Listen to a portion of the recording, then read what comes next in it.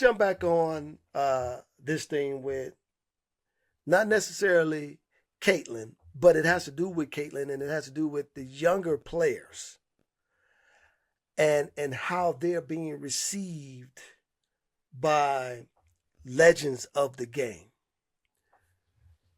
Clearly, and I'm not saying it's all the legends, because there's some that are speaking and saying, hey, we're grateful that the game is growing, that the needle is being moved. But there's still some legends that, for example, Cheryl Swoops, who's put out there that, you know what, like in particular, she was talking about Caitlin, and this started like even when Caitlin was in college. She was like, hey, only reason Caitlin broke the record because, you know, she's been in school for 6 years, and that wasn't true. I mean, Caitlin broke the record in record time. I mean, she wasn't in school for 6 years. But now that she's in the league, there's been issues with her, even just on her own podcast, that, you know, she doesn't give Caitlin her props. She does, you know, she's been spewing things about Caitlin, and it had even gotten to the point where she was supposed to do a Fever game, but ESPN took her off of that coverage because of the negative impact she's been having toward Caitlin. How does the sports community bridge this gap between these new players that are dynamic and changing the game, but yet honor the history of those that have already come and go?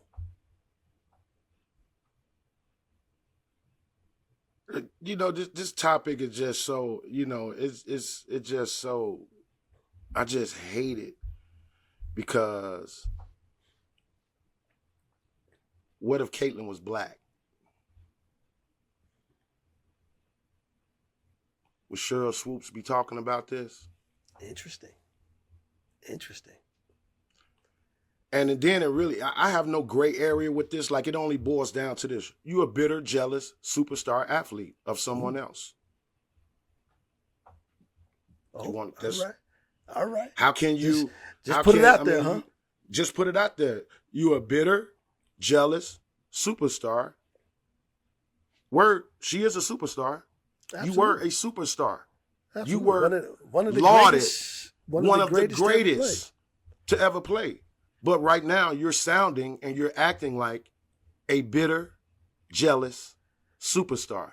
So let's turn the page on that one, and how the question becomes then, why? If you no longer have anybody asked Cheryl, why do you feel like that about her? Or anybody, but I'm just saying I'm saying regardless of the sport, why is there such a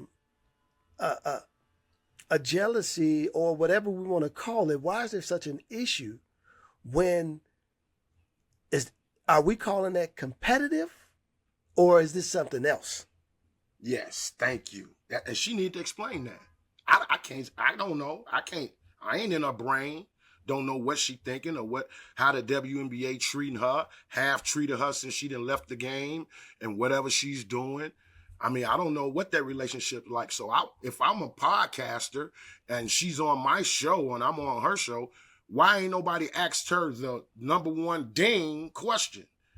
Why do you feel like that about Caitlin Clark? Why would you say that about someone that's only giving the game greatness, upliftingness, and hasn't said anything in return? And what? Please explain yourself, Cheryl. I'm asking you this question right now on my podcast in front of everybody.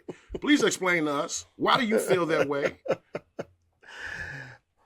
Listen, I want that answer too, man. But I want that answer from any player that has been, because we see that it's not just, Cheryl Swoops doing this. We see this from a lot of older players who played the game that just, like, I don't, like, that's why I don't like that we compare eras. Like, they like, like, who's the GOAT? Like, who's not the GOAT? Like, I mean, the eras are so different. Again, I go back to the fact that there's no way to say in the 60s that the guys of today could or could not have played in the 60s. We'll never know. There's no way to say that. Right. There's no way to say that the guys in the 60s couldn't have played in today's game. We'll never know. Mhm. People say, well, no, Will, man, if you just look at some of the footage and the way they were bouncing the ball. But my thing is this. That's just how they played back then. Obviously, the game advanced. But here's the only thing I think sometimes that what's missing in that is that at some point, people are going to be saying the same thing about you. About you. As time moves As forward. time moves forward. What you mean? When we get to 2035, Right. you're going to be like, you came out when? 2020? Oh, man, y'all era one shit. Right. Right. Y'all couldn't even run. Y'all couldn't even jump. Y'all was all y'all did was a windmill. They gonna say, what Right, they doing that's that in the 90s? It's like, I man, mean, jumping from the free throw line, that's it? that's it. That's what y'all got? Man. I don't know what happened to the game where we got to the point where we can't appreciate it. Because I'm gonna continue to say this, man. All the great athletes, if people don't value and appreciate them now, they're gonna miss them when they're gone. All the people that hated on Jordan missed him when he was gone. All the people that hated on Kobe missed him when he was gone. All the people that are hating on LeBron James right now are going to miss him when he's gone. But Will, look, they too ignorant to miss him because they don't even appreciate him. They not going to miss him. They just going to be just idiot people moving on in life. Oh, yeah, that was LeBron James. Oh, I ain't like that nigga. I don't like it. You're still an idiot. You're not gonna miss anybody because you never got a chance to appreciate what they was giving to us. Right. Well, listen, man, I do want to end our show on a good note, and I believe this will be so fitting, and it goes back to the WNBA.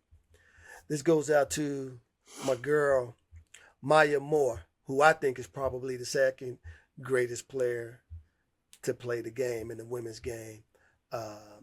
Not because I got a number. This is just my own personal thing. I think Cheryl Miller will always be the GOAT. That's for me.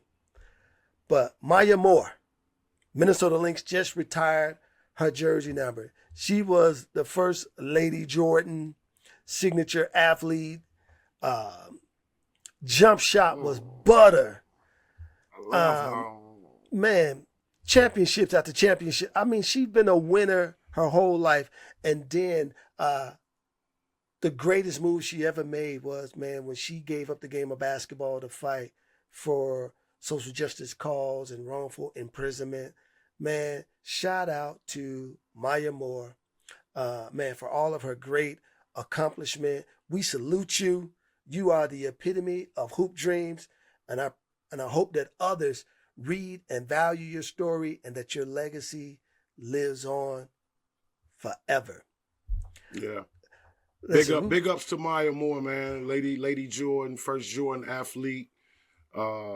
Yeah, she epitomizes what it means to